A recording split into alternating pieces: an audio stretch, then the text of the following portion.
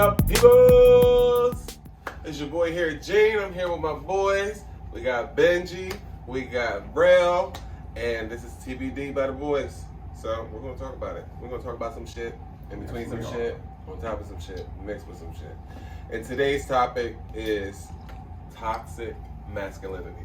What is it, right? You know, I don't know if y'all ever heard of the term, but it is a term. I'm gonna give you the Webster definition of the word masculinity.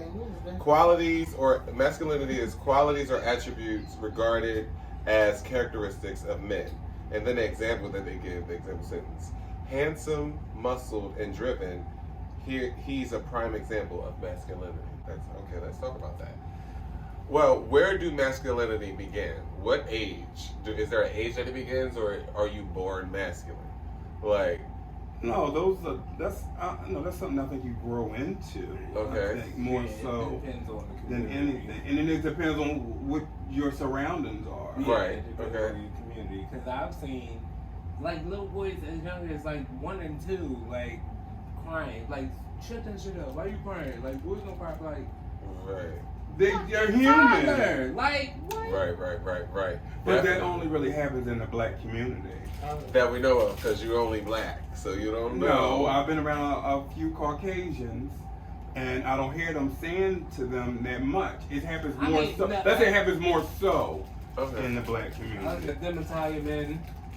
Right. That's true. Like, we have. I was talking about the whole "stop crying like a little girl" thing. Right. Yeah, that too. No, but that's horrible. It's the same. Yeah. We have our spirited audience member. Yeah. Where does that make you masculine just because you're crying?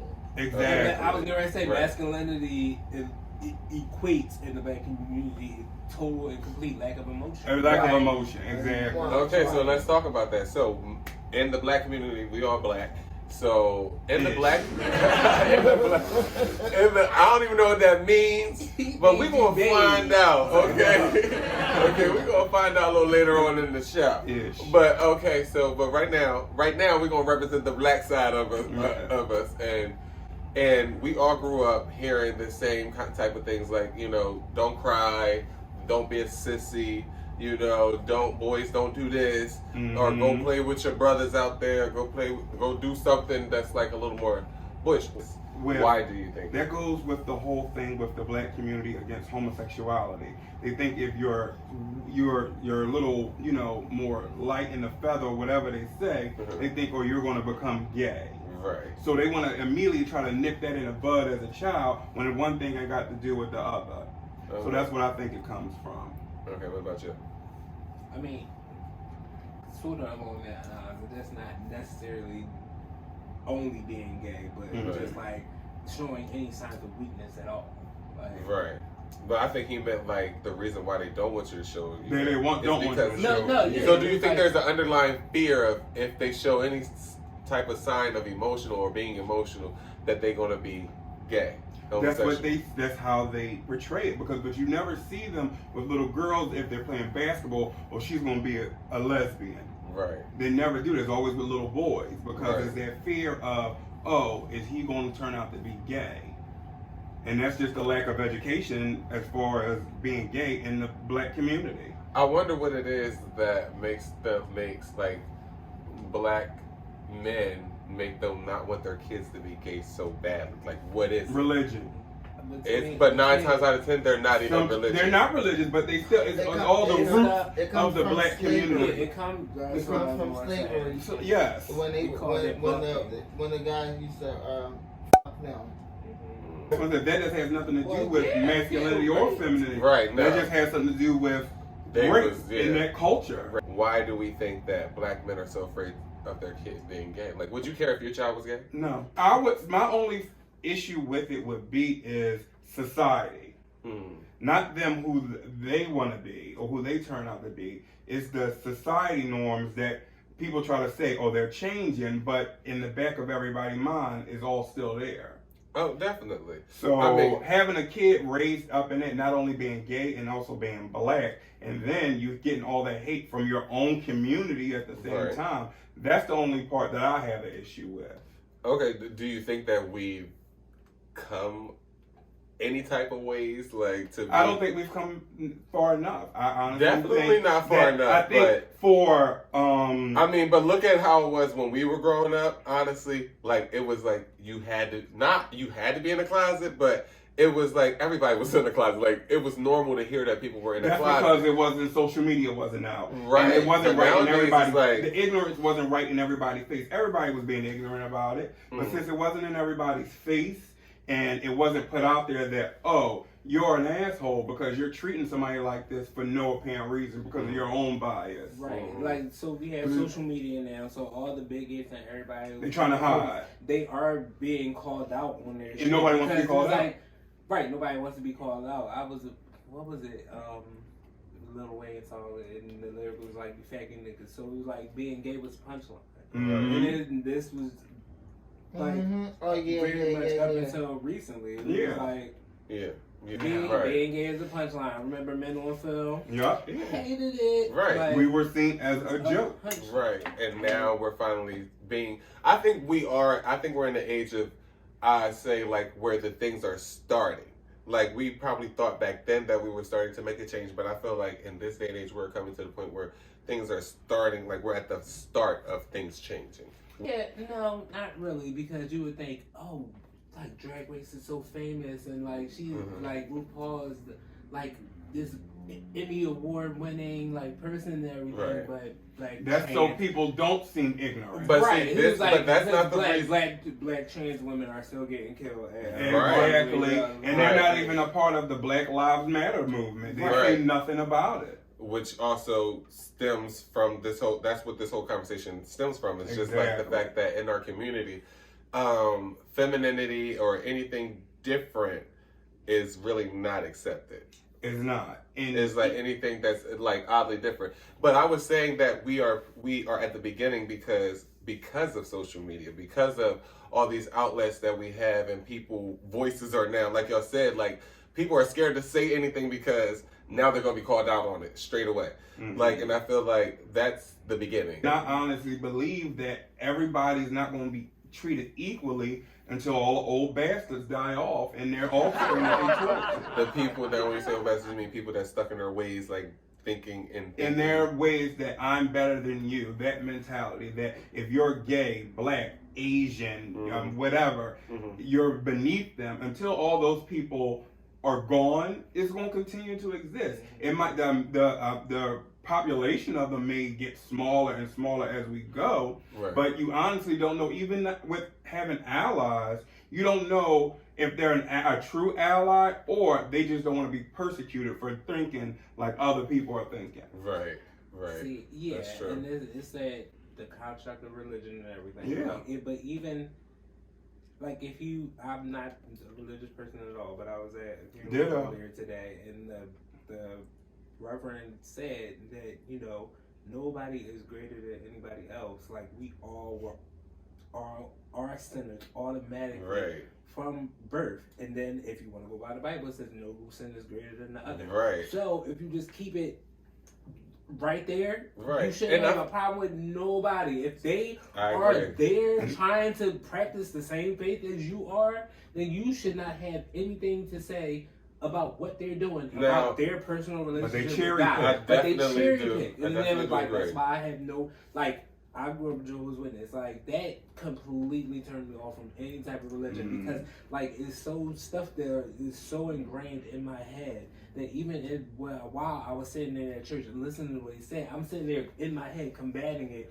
or comparing it to what I grew up with. Analyzing just like what? Yeah, which one is it? It doesn't make sense. Exactly. Forget it all. Like, that's me. Right. Like, that's true. When it comes to everything, it was like, listen.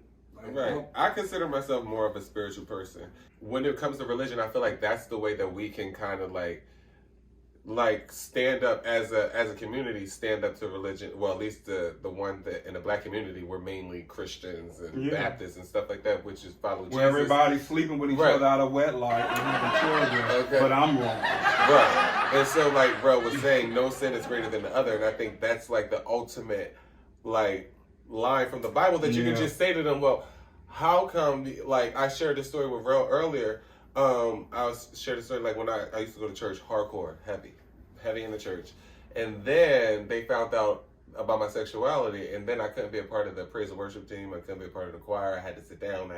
I could not be a part of things, and I'm just thinking, like, well, why is that sin greater than? I mean, is anybody in the church perfect? Mm-hmm. I was like, we all sinners, right? We all sin, and no sin is greater than the other. So why is that the sin that makes you? And that ties. And that's where toxic masculinity, exactly, like the church, whether that's what I'm saying. Within the religion, within the religion, and there's nothing wrong with somebody's having faith, right? But when that faith turns into pure judgment against other people that's supposed to be your neighbor, that's when it becomes a problem. That's when it becomes a problem. Right. How about you do you and I'll do me? Right. And I just think that if it doesn't harm you in no type of way, then why worry about what someone else is doing?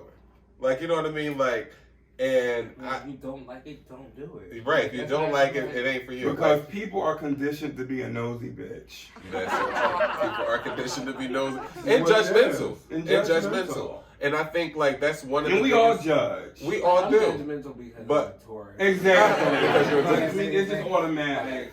I do believe that within our community, within the black community, toxic masculinity, this damn list, toxic masculinity, is definitely okay. It's definitely like it's the reason why a lot of black gays growing up, right, or like is the biggest reason why they're tormented or it's not really persecuted. It's not really honestly the bullies. It's honestly how you're accepted at home. At home. Like, you know what I mean? If you can be accepted at home and you go to school, you get bullied, but you're accepted at home and someone makes you feel like it's okay to be you're loved, and that's great, like, then I feel like it kind of will balance it out. But if you're not even being accepted at home and then you got to go out in the world and deal with it, like, that's hard. That's some rough shit. I have friends till this day that when they get around straight people, or let's just say straight men in particular, they deepen up their voice and shit like that. And it's exactly, and it happens more so, and it's because that it's so relevant in the black community that it trickles down into our gay community. That whereas though you may go on dating profiles where it says no feminine this or stuff like that. Right. The most toxic masculinity exactly. It happens in the gay community. And that's because, and we got to talk about that too within our community. Not the when we say our community, I'm not talking about the black. When they say shit, I'm talking about the LGBT. Shit trickles down.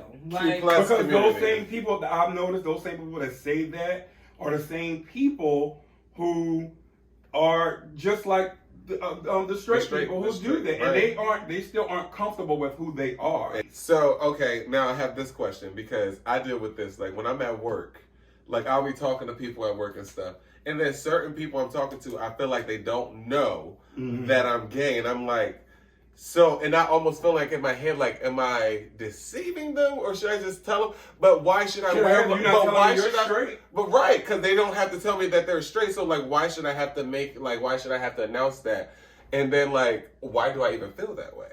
I never say that this newer generation, like the kids who are 22 and like lower, like they're like, I won't say fluid, or if it's they're more fluid than our generation. Like, they're way more fluid. That's like it was like these straight like TikTok boys who go around with color manicures and like color contacts and learning all these dance. And now, wait, are you talking about the straight boys? No, I'm just talking about the straight boys. You don't necessarily look your age. So I'm saying when you're at work, they probably think you're like 20 something. Right, they do.